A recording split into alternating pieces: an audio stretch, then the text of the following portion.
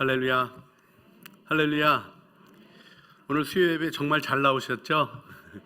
우리 사랑하는 구역들의 아름다운 모습 너무나 감사합니다. 찬양하고 또 우리 정말 큰 사고 나가지고 너무 우리 함께 기도했었는데 우리 김 집사님도 이렇게 같이 찬양하는 모습을 보니까 하나님의 은혜가 너무 감사하고 고맙습니다. 그리고 그렇게 이제 막 급하게 오시는 듯해도 어떻게 그렇게 색깔까지 딱 맞춰서 입고 오셨는지 참 너무 귀한 모습이 감사했고요. 우리 애들들 너무 예쁘죠. 예. 우리가 늙어서 예쁜 게 아니라 원래 예쁜 거예요, 그죠? 하나님이 주시는 아름다운 은혜가 우리의 삶에 있음을 확신하게 됩니다. 오늘 우리 주님이 주시는 은혜를 다시 한번 생각해 보려고 합니다. 어둠을 비추는 빛. 여러분, 빛을 맞이한다는 것이 어떤 것일까요?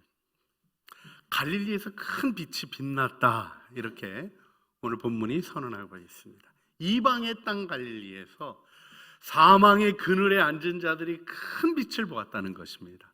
할렐루야. 예수님은 우리에게 큰 빛으로 오신 것입니다. 왜 큰 빛일까요? 우리의 마음의 어둠을 다 몰아내는 능력이 우리 주님께 있기 때문입니다. 오늘 여러분이 이 자리에 올 때 어떤 위기 속에 오셨든지, 어떤 마음의 갈등 속에 오셨든지, 어떤 육체의 위협 속에 오셨든지, 우리의 미래에 대한 불안과 염려 속에 오셨다 할지라도 평화의 왕이 오시며 평강의 왕이 빛으로 임하시는 것입니다. 할렐루야. 우리가 이 은혜를 받게 된 축복을 너무나 감사하며 우리 주님께 영광 올려드렸으면 좋겠어요. 그래서 고백으로 옆에 있는 분에게 한번 고백하시길 바랍니다. 나는 예수님의 빛을 받았어요. 여러분 정말 그러십니다. 그런데요, 이게 정말 놀라운 축복인 걸 기억하셔야 돼요. 왜냐하면 예수님의 고향 동네 사람들도 예수님을 배척했습니다. 빛이 비추었지만 어둠에 속한 자들은 빛을 미워했습니다. 그리고 그 빛을 죽이려고 했습니다. 그리고 십자가에 못 박은 거예요. 근데 그럼에도 불구하고 예수님은 빛으로 빛나셨습니다. 이것이 우리 하나님의 능력과 영광이라고 믿습니다. 여러분, 우리가 평화의 왕이 오신 것을 맞이하며 우리 사순절 기간을 보내고 이제 지난주에 받아보셨겠지만 또 다시 한번 가서 차분하게 읽어보시라고 또 부탁을 드립니다. 우리 대림절, 제가 자꾸 어드벤트를 대림절을 맞이하는 그 마음의 준비와 또 각오가 우리 안에 새해를 맞이하는 아름다운 준비로 있게 되는데요. 여러분, 이 일이 이루어지기 위해서는 어둠을 비추는 빛을 이해할 수 있어야 됩니다. 여러분, 깊은 밤 길도 모르는 낯선 곳을 걸어가고 계십니다. 그런데 빛이 없어요. 어디가 길인지 볼 수 있으면 좋을 텐데 없어요. 요즘은 우리가 이런 고민이 없죠. 핸드폰 켜면 되니까. 그런데요, 원래 우리의 인생의 길에는 원하는 대로 켜지는 핸드폰이 있는 게 아닙니다. 발걸음 내딛는 곳이 안전한지 알 길이 없어요. 그래서 귀를 기울이고 혹시라도 이리로 저리로 오라는 소리가 있을까 얘기를 들어보려고 하면 이 소리는 이 길이라고 얘기하고 저 소리는 저 길이라고 얘기하고 서로 다투고 싸우는 소리 속에 시끄러워서 오히려 길 가고 싶은 의욕마저 잃어버리게 되는 안타까운 일들을 우리가 경험할 때도 있습니다. 그런데 그 어둠 속에 빛이 비추는 거예요. 여러분, 그 빛이 어떤 빛이라고 생각하십니까? 예수님이 빛으로 오셨다는 거가 여러분, 우리 고속도로 달리는데 좌우에 가로등이 쫙 켜진 것 같은 그런 빛이라고 생각하십니까? 아니면 깊은 인생의 오솔길에 갈 길을 몰라 헤매일 때 어둡고 깊은 곳에서 빛나는 빛, 비추는 빛, 방향이 보여지고 소망이 생겨지는 빛이라고 생각하시게 됩니까? 오늘 우리가 밝히는 빛이 어떤 것인가 하는 걸 기억하고 싶습니다. 누구나 다 보아도 밝은 것 같은데 거긴 진짜 빛이 없어요. 우리가 온통 환하게 하고 살아갑니다. 저는 우리 대한민국이 밤이 제일 밝은 곳이라고 확신합니다. 해외 나가보시면 알겠지만 너무 침침해요. 너무나 어두워요. 정말 우리나라처럼 밤에 밝게 지내는 분들이 없습니다. 사실은 왜 그러냐 그랬더니 딴 나라 사람들은 밤에 잠들라고 잠드는 분위기 때문에 빈양을 일부러 줄인답니다. 근데 우리는 빈양 줄일 마음이 없어요. LED로 빵빵하게, TV도 빛나게 완전히 빛나는 것을 좋아합니다. 아마 우리 민족이 환하고 밝은 것을 좋아하기 때문이라고 생각합니다. 그런데요, 그것 때문에 진짜 빛을 못 보는 경우는 없을까요? 타고르는 좀 괜찮은 집에 있었던 사람입니다. 자기 집에 연못도 있었고요. 그 연못에 배를 띄울 만했습니다. 근데 그가 그의 경험 중에 하나 얘기해 주는 거가 마음에 이렇게 남아있는 것이 있어요. 밤에 배를 띄운 것입니다. 그리고는 촛불을 켜놓고 그래도 좀 쓸만한 불이었겠죠. 뭐 바람이 막 힘있게 불고 그러는 건 아닌데 그래도 불을 켜놓고 그 불빛에 책을 읽으면서 그 밤에 그 백길의 여정을 즐기고 있었습니다. 그러다가 바람이 불어 불이 꺼졌습니다. 그런데 그때 타고르는 온 세상을 밝히고 있는 달빛을 볼 수 있었습니다. 우리들의 인위적인 빛들 때문에, 내가 보고 싶은 것을 보려고 하는 빛 때문에 빛으로 오신 예수님의 빛을 보지 못하는 어두움이, 눈먼 상태가 우리에게는 있지 않는가 다시 한번 살펴보았으면 좋겠습니다. 성탄을 향하여 가는 우리들에게는 주님이 주시는 아름다운 축복, 평화의 왕이 오시는, 아기로 오시는, 영광으로 오시는 그분의 의를 우리로 바라보게 하시는 것입니다. 오늘 본문에 등장하는 네 가지 표현, 기묘자요 모사라, 이 기묘한 모사, 지혜로운 통치자, 이 펠레유에츠라는 이 부분이, 이 말씀은 우리 주님의 지혜를 잘 드러내시는 말씀이에요. 여러분, 세상의 지혜는요 전투적이에요. 박사학위를 쓰신 논문이나 또 아주 유명한 분들의 글들을 볼 때에도 학문적이라고 얘기하는 글을 보면 말다툼이 있어요. 이건 이랬고 저건 저랬는데, 이건 이래서 맞고 저건 저래서 맞고. 우리 주님은 논쟁적으로 해서 이겨 말하는 논리가 아니라 공격하는 모든 말들을 침묵시키는 권위 있는 진리의 서술로 하나님의 복음을 증거하셨습니다. 논쟁을 원치 않으셨어요. 지지를 원치 않으셨어요. 빛이 비추어지는 것처럼 천국 복음을 있는 그대로 회개하라, 천국이 가까웠느니라. 주님의 그 말씀은 범죄한 자들을 발로 차는 말씀이 아니었어요. 범죄를 꼬집어내는 말씀이 아니었어요. 그 모든 것들을 품어 안으며 하나님 안에 있는 희망을 보여주시는 말씀이었기에 그분은 기묘한, 놀라운, 지혜로운 모사라고 고백되는 것입니다. 전능하신 하나님, 엘기볼, 막강하시고 위대하신 하나님을 고백하게 되는 이름으로 불리셨습니다.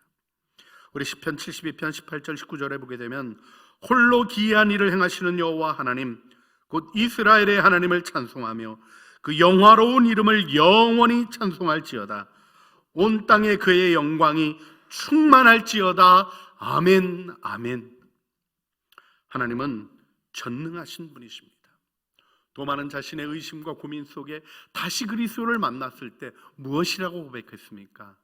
나의 주, 나의 하나님. 그렇습니다. 참 신이 여러분에게 오신 겁니다. 거짓된 우상들이 아니라 우리의 유혹을 따라 흔들리고 갖다 놓으면 놓은 그 자리에서 말도 못하고 손도 움직이지 못하는 무능한 우상이 아니라 단지 기대만을 가져가면서 우리의 마음에 종교적 애딕션을 일으키는 망가진 우상이 아니라 참된 구원이 되시고 우리의 삶을 지배하시고 영광으로 다스리시는 전능하신 하나님으로 오신 것입니다. 그런가 하면 영존하시는 아버지라는 표현이 나옵니다. 아비아드라는 이 표현은 하나님이 정말 영원하신 아버지라는 그 아름다운 의미가 담겨 있는데요. 여러분, 우리가 하나님 아버지 그리고 예수님도 아버지입니까? 아니죠. 그 초대교회 이단 중에 패트리 파셔니즘, 아버지가 십자가를 졌다 이렇게 얘기하면 이단이 있었어요. 우리가 그 삼위일체를 고백할 때 세 분이 동일하신 호모우시오스, 동일하신 본질이시지만 이렇게 표현하자. 아버지는 아들이 아니시고 아들은 성령이 아니시고 성령은 아버지가 아니시다.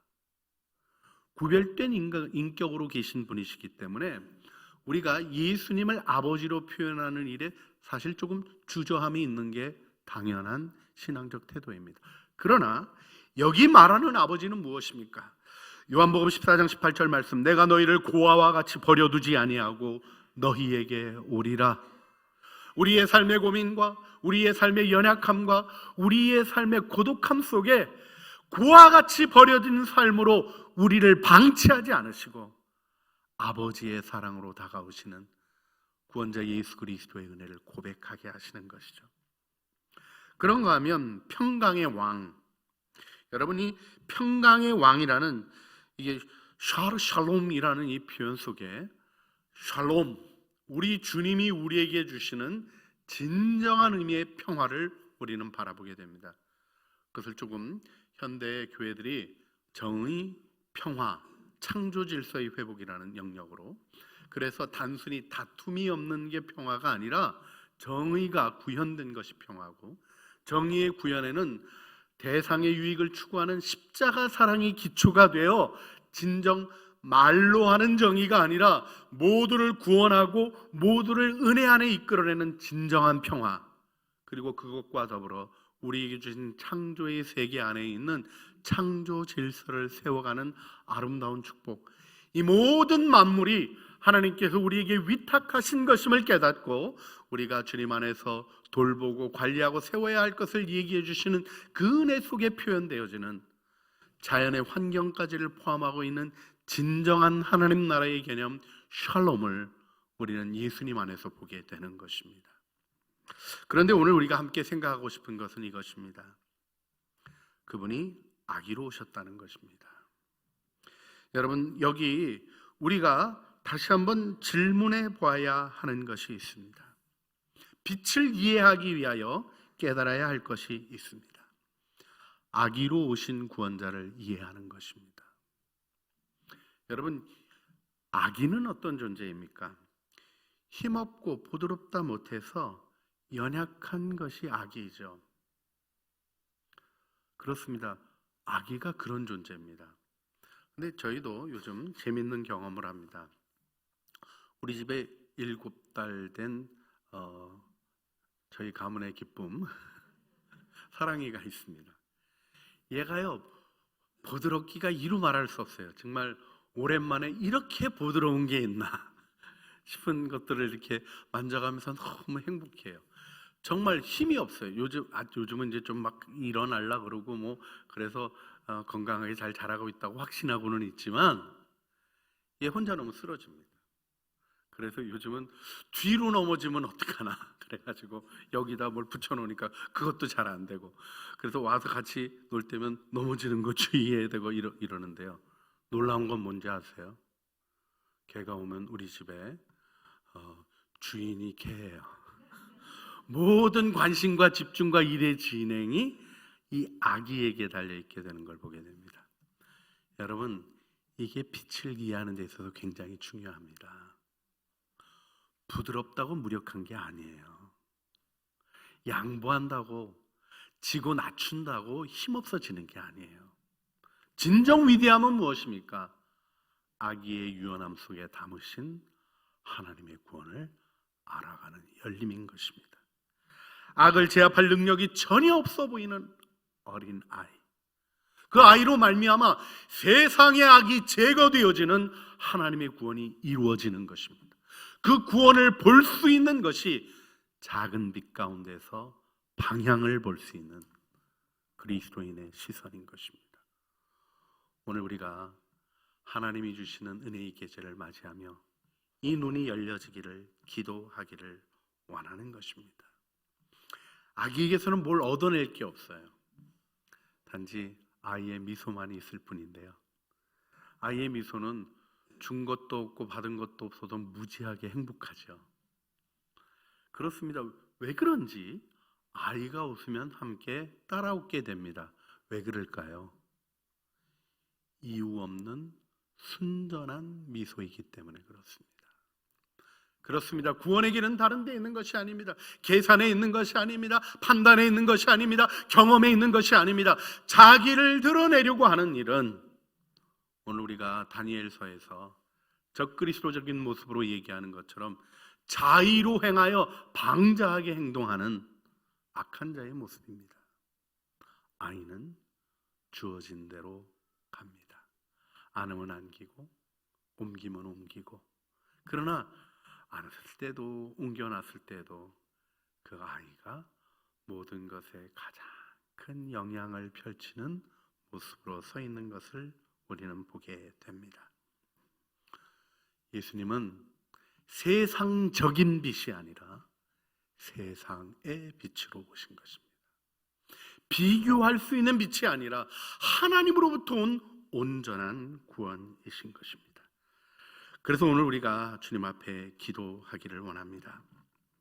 주님은 우리의 기묘한 모사이시며 혼돈과 사망을 제어하시는 위대하신 하나님이시며 우리의 외로움을 거두어내시며 우리와 늘 함께 하시는 영원하신 아버지이시고, 주님 우리를 하나님 나라의 영광 속에 세우시는 평강의 왕이십니다. 우리 주님 앞에 이 은혜를 바라보며 나가지 않으시겠습니까? 오늘은 우리가 이제 불을 밝히러 나갈 겁니다. 여러분 받으셨어요? 저는 받았는데 어디다 놓고 왔네요. 그래도 이렇게 갖다 주시는 분이 있어서 빛을 다시 줍니다. 우리가 지금 고요한 밤 거룩한 밤, 이따 나가서도 부르겠지만 고요한 밤 거룩한 밤 어둠에 묻힌 밤, 우리 분위기를 위해서 불을 좀 꺼주시겠어요? 그렇습니다. 어둠에 묻힌 밤, 그 밤이 어쩌면 오늘 우리가 놓여 있는 영적인 상황인지 모르겠습니다. 우리의 경제적인 상황인지도 모르겠습니다. 이 나라가 흔들리는 것을 염려하며 나라의 미래를 생각할 때 느껴지는 안타까운 마음인지도 모르겠습니다. 그러나 그 밤에 작은 빛이 빛납니다. 어둠 속에 작은 빛이 온 방을 채우고, 사실 어둠 밤 하늘에 무수한 별빛이 빛납니다. 인위적인 불들이 빛나고 있을 때 하늘의 별빛은 볼 수 없는 것이지만 모든 세상의 빛이 꺼질 때 우리는 별과 같이 빛나는 무수한 빛들을, 그 쏟아지는 별빛의 축제들을 대할 수 있게 되죠. 오늘 우리가 주님을 환영하는 마음이 우리의 마음을 밝히는 은혜로부터, 내 안에 계신 예수 그리스도를 밝히는 은혜로부터 이루어지기를 원합니다. 우리 조용히 고요한 밤 거룩한 밤 1절 찬송 부르시면서 여러분이 여러분의 마음에 주님 이제 제가 불을 밝힙니다 하는 마음이 드시는 순간 1절이 끝나기 전에 불을 밝혀주시기를 바랍니다. 고요한 밤 거룩한 밤 어둠에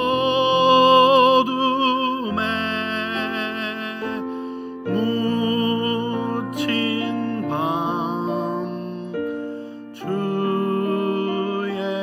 부모 앉아서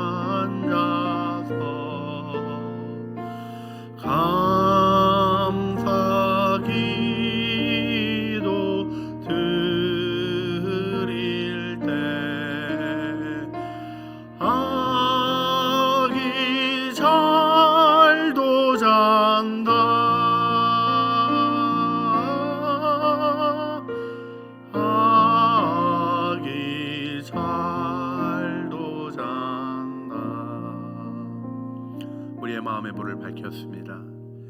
이제 우리 다시 한번 이 찬송 부를 텐데 우리 찬송을 부르시면서 조용히 자리에서 일어나셔서 교회 앞마당으로 나가주시길 바랍니다. 우리가 불을 밝힐 때 이 세상에 빛이 찾아옵니다. 우리의 작은 빛이 아름다운 영광으로 우리 정자동 전원마을을 밝히는 빛이 되어지고 외롭고 힘든 이들을 격려하는 불이 되어지고 주님의 사랑과 은혜 가운데 우리가 세워지는 은혜가 있을 줄 믿습니다. 우리 다 나가실 준비를 차비를 하시고 우리 조용하게 고요한 밤 거룩한 밤 1절 부르시면서 나가시겠습니다.